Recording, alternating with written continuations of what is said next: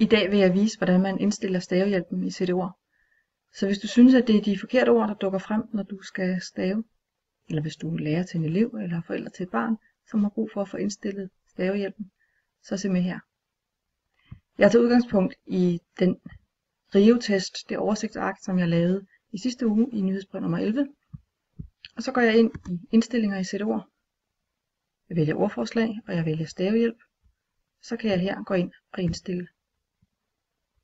Først så kan jeg se, at i forhold til vokalen A, så har Jens 2 gange skrevet RA i stedet for RI. Jeg går over og ser, om CD-ord er indstillet til den slags fejltyper. Jeg vælger vokalen A. Og jeg kan se, at der mangler flueben i RA til RI. Så det sætter jeg, og nu burde Jens få hjælp til den slags fejl. Jeg kan også se, at han har fejl i en del af de andre vokaler i forhold til Æ. Æ til E. Den mangler. Til gengæld har han ikke lavet nogen fejl, hvor han har skrevet E i stedet for A. Så der fjerner jeg fluebenet, så han ikke får mere hjælp end den han har brug for.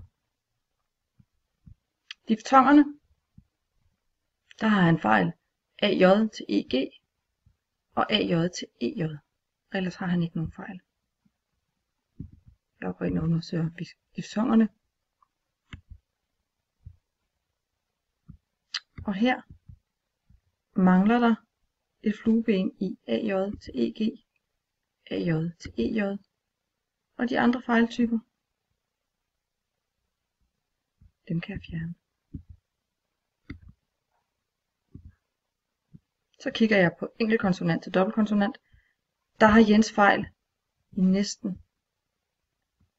næsten alle ordene. Det vil sige, at han meget hyppigt skriver en konsonant, hvor der skulle være 2. Jeg går ind og ser, hvordan den er indstillet her. Og jeg kan se, at der faktisk er stavehjælp allerede til dem alle sammen, og den lader jeg være, fordi det har han brug for. Stumme konsonanter, der har Jens ikke nogen fejl. Lige nu er der sat flueben i, at den skal hjælpe til det. Den fjerner jeg. Jeg kan også se, at Jens han har styr på 3 konsonantklynger. Så jeg fjerner også udladelse af konsonantklynger. Og sådan kan jeg fortsætte med at gå ind og indstille lyd for lyd, stavefejl for stavefejl, indtil stavehjælpen i CD-ord er individuelt indstillet præcis til den slags fejl, den enkelte elev laver, og så den ikke giver støtte til den slags fejltyper, som eleven ikke har vanskeligheder med.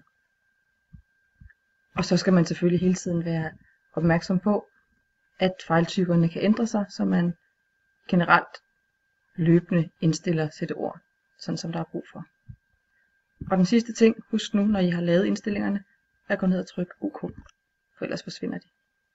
Held og lykke, og god dag.